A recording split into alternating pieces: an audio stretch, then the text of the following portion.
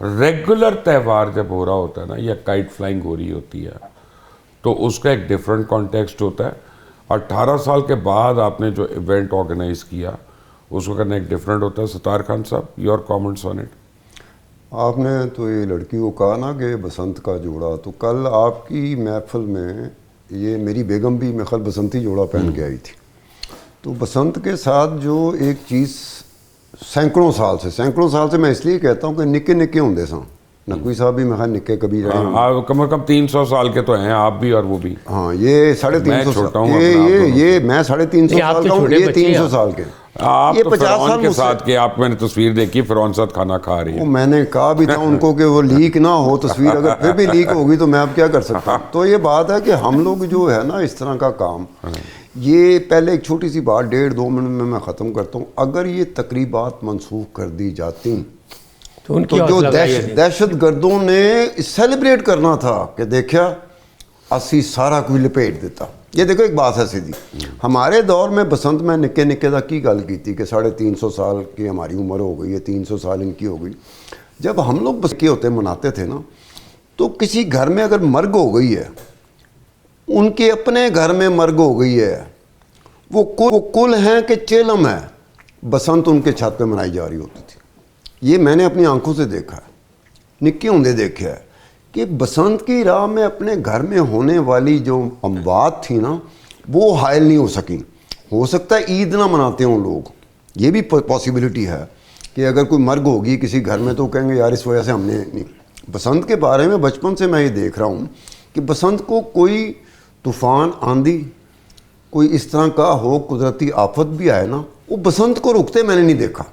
अभी बसंत मनाई जाती रही। अगर ये 60 भी हो जाते या 70 भी हो जाते तो मैं मानती हूँ कि आप सब यही कहना चाहते हैं कि ये त्योहार जारी और सारी रहना चाहिए था, लेकिन आप लोग असल मुद्दे की तरफ क्यों नहीं आ रहे कि ये हुआ तो हुआ क्यों? वो शहर इकतदार था, आ रहे हैं, मैं आ रहा हूँ।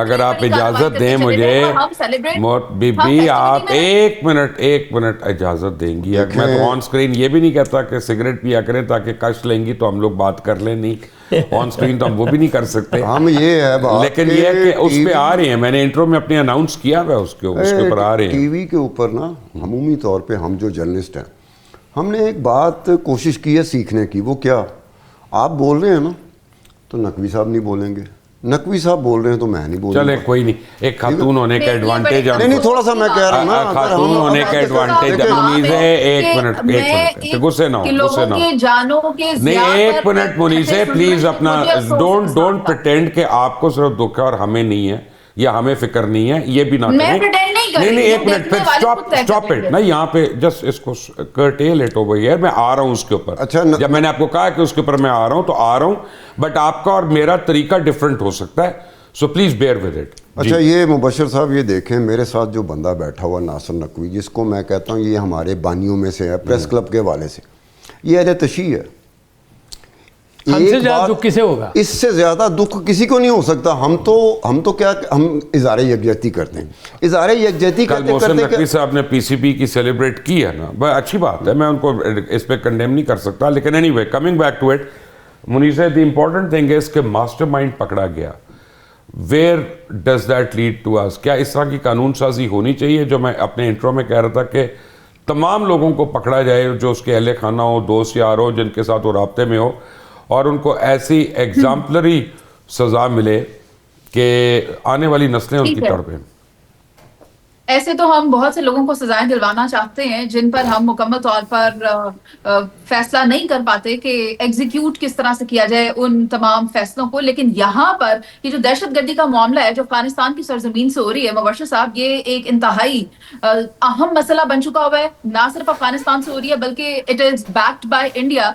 तो इसको मुकम्मल तौर पर खत्म करने के लिए कुछ तो करना होगा ना। और बिलखुसूस अगर आप अफगानिस्तान की बात करें तो 2001 के बाद से आप देखें कि ये जो अफगानी है वहां से जो पाकिस्तान में घुसकर खाना जंगी कर रहे हैं, यहाँ पर हमले कर रहे हैं, दहशतगर्दी की कार्रवाइयां कर रहे हैं, ये क्यों हो रही हैं? हम कहाँ पर लैग कर रहे हैं? हम सिर्फ अफगानिस्तान की जानिब से होने वाली दहशतगर्दी तो अब मेरा ख्याल है कि बड़ी जल्दी हम अफगानिस्तान के अंदर जाके स्ट्राइक करना शुरू हो जाएंगे। मुझे इसके अलावा कोई चारा नजर नहीं आता। बट वेरी नासिर नकवी साहब, तहरीक इंसाफ की मुल्क की कॉल आज फेल हो गई, ना सिर्फ पंजाब में बल्कि KPK के अंदर भी। ये क्या वजह हुई? देखिए क़यादत का फुकदान है। पंजाब में तो बिल्कुल क़यादत फारिग है, यहाँ कोई है ही नहीं। पंजाब में इस हड़ताल को अलीमा खान इतनी बड़ी कायद है, आप कैसी बातें कर रहे वो तो गैर सियासी है ना, आप फिक्र नहीं, करें। वो तो अपनी तरफ से पार्टी की सरबराह है। मेरी अर्ज सुन लें। पंजाब की जिम्मेदारी लगी किया थी, बल्कि ली थी सुहेल आफरीदी साहब ने कि पंजाब को मैं सरगर्म करूंगा। जगाने भी आए थे, वो अपना काम करके मिल मिला के चले गए। वो भी वापस दोबारा नहीं आए। तो कैसे पंजाब खड़ा हो सकता है? और जब तक पंजाब ना खड़ा हो तहरीक कोई सियासी चलती नहीं। माजी को है इस बात का। अब ये जो थी इन्हें कहा जी अब रात को कह रहे हैं कि मशल बरदार जुलूस निकलेंगे, मशल बरदार जो है वो जुलूस निकलेंगे। कहाँ से लाएंगे लोग? क्यों क़यादत है नहीं, किसी को कोई इकट्ठा नहीं करना, कार्नर मीटिंग हो नहीं रही, सिर्फ शोर मचा रहे हैं, बयानियाँ दे रहे हैं कि जनाब गिरफ्तारियाँ हो गई। है कौन जिसको गिरफ्तार किया जाएगा? लेकिन उनको मानना चाहिए। और महमूद अचकज़ई साहब ने क्या कह दिया, आप ये गौर फरमाएं। कह रहे हैं जी वज़ीर आज़म भी आके हमारे एहतजाज में शामिल हो जाए। यानी उनके ख़िलाफ़ आप एहतजाज कर रहे हो। और अक्ल का फुकदान ये है, एक बड़ा सियासतदान, एक सिक्काबंद सियासतदान ये कह रहा है वज़ीर आज़म आप भी मेरे साथ खड़े हो। यार क्या मजाक है। पता है क्या अचकज़ई साहब ने तो खुद हड़ताल पे नहीं गए, उन्होंने इनकार कर दिया। और पीटीआई के जितने लीडर्स थे, इमरान खान के अपने भांजे भतीजे वगैरह जितने भी हैं वो गुड़ी उड़ा रहे थे। बिल्कुल गुड़ी उड़ा, सारों की वीडियो देख ली आपने। तो ये तो कॉल पे आई नहीं, तो और कौन आएगा?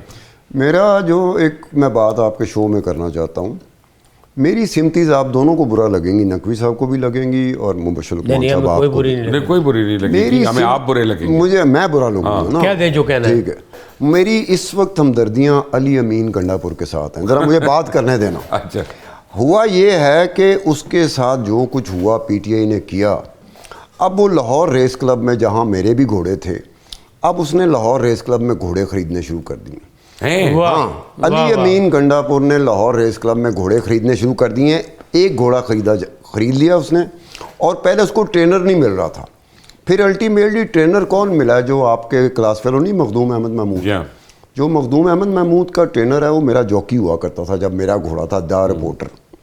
अब उसने घोड़े लेने शुरू कर दिए। आने वाले वक्त में भी उसने घोड़े लेने, इस वक्त उसको घोड़े मिल नहीं रहे, आने वाले वक्तों में उसने घोड़े लेने।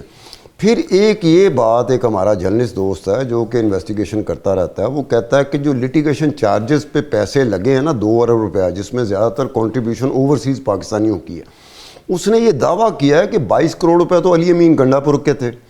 अब अली अमीन गंडापुर पैसे उसने इन्वेस्ट किए, अब वो वसूली कहाँ से करेगा? आपको पता है वो घर ऐसा घर है कि जहाँ पर आपने इन्वेस्टमेंट की तो वसूली का कोई नाम आप भूल जाएं।